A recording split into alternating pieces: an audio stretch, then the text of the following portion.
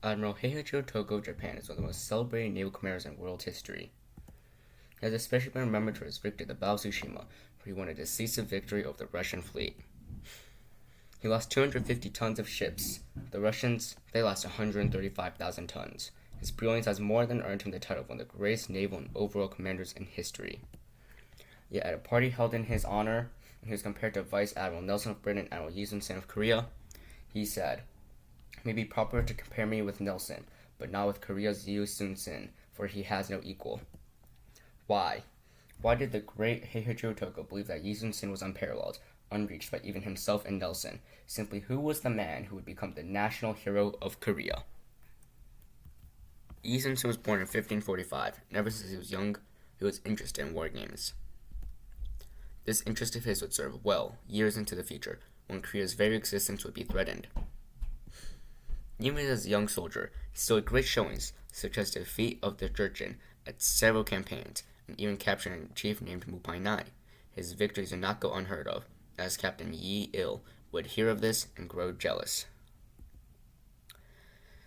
So Yi Il falsely accused Yi Sun-sin of desertion in battle and got him tortured, imprisoned, stripped of his rank, and forced to fight as a common foot soldier. This would not be the last time he was targeted by jealousy. After his release, he fought as a foot soldier until he rose into command once again. He rapidly rose in command until he had command over the Jeolla province in 1591. In this post, he realized how important the Navy would be against potential Japanese invasion, so he started building his famous turtle ships. In 1592, the Japanese would begin their invasion of Korea, the Imjin War, with the hopes of establishing a base to invade Ming China. No one expected Yi to be the thing preventing total collapse from this war. In June of 1592, Yi met up with Admirals Yi Iokugi and Won Gyun.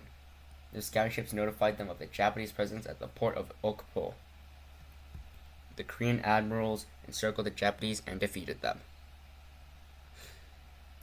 They would find more ships at night which they would destroy, and again find more ships at Gyeokjin-po, which they would similarly destroy. The Korean fleet had won the Battle of Okpo without the loss of a single ship. 3 weeks later, Yi would leave with Won on his second campaign and attack the Japanese at the Bay of Sejong. He baited them out and destroyed them, using his new turtle ship he designed. He would soon destroy almost 50 more ships at the battles of Dongpo and Donghanpo.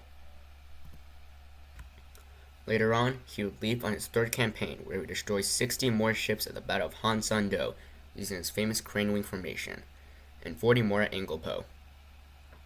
And in September, he would leave on his fourth campaign, where he would use the long stick formation and a revolving battle line to destroy hundreds of Japanese ships at the Battle of Busan. But his victories weren't all good.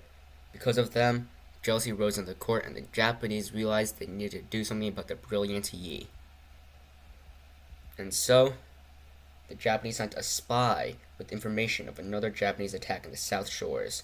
The king, hearing of this, sent a messenger to tell Yi to engage the Japanese. But Yi refused, as he realized it was a trap and the terrain was bad. Because of this, Yi was imprisoned, tortured, and stripped of his rank by his court enemies who were jealous of his success. But Yi was spared the death sentence and instead sent to serve as a foot soldier. Meanwhile, the Korean fleet was taken over by Won Gyun, and Won Gyun soon left to engage the Japanese what the spy told them. Won would find out that Yi was correct with his suspicions, as when he arrived at the battlefield, the Japanese had a fleet of 1,000 ships. He was killed, and out of the 200 Korean ships which entered the battle, only 13 survived. Yi was quickly reinstated as admiral, but the king, believing the Korean navy would never rebuild and that 13 ships wouldn't do anything, told Yi to just take his men and join the infantry. Yi refused, and said, "Your servant still doth have 12 warships under his command, and he is still alive, but the enemy shall never be safe in the West Sea." Yi would spend his time analyzing different potential battlefields to fight the massive Japanese fleet. He would choose Myeongnyang Strait, where he would engage the Japanese in October of 1597. The Japanese led a fleet of over 300 ships and clashed with Yi's 13. They didn't know why Yi chose Myeongnyang Strait. It had strong whirlpools, a tide that reversed every 3 hours, was incredibly narrow, and provided nice cover.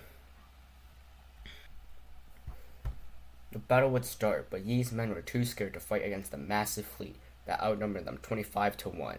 So Yi charged by himself. After seeing the league go forth without any aid, his men had to join. Yi and his men fought in a battle that could dictate the future of Korea as a whole. And after hours of fighting, the great Yi Sun-sin managed to rout the Japanese fleet. The Japanese would lose over 30 ships, some sources say over 50, all without losing a single one.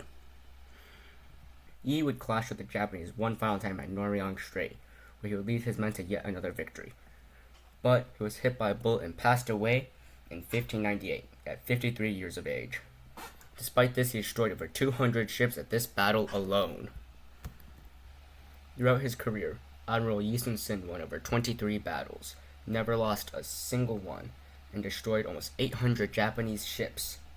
You may notice I haven't mentioned his losses, and that's because he never lost a ship. Not once did he ever lose a ship in battle. His heroism and brilliance led to him being crowned the national hero of Korea, protecting it from complete annihilation from the Japanese. Thank you for watching my video, and perhaps now you know why Admiral Togo said that. Maybe you guys know why I think Yi Sun-sin is the greatest admiral in history, the greatest naval commander, and arguably the greatest commander overall. You can debate that. I'd say maybe he is. On a quick side note, the quote that Heiichiro Togo said at the beginning, that's from Samuel Hawley's book, The Immersion War, I believe page 490 or something. Whether or not it's actually true, I don't know.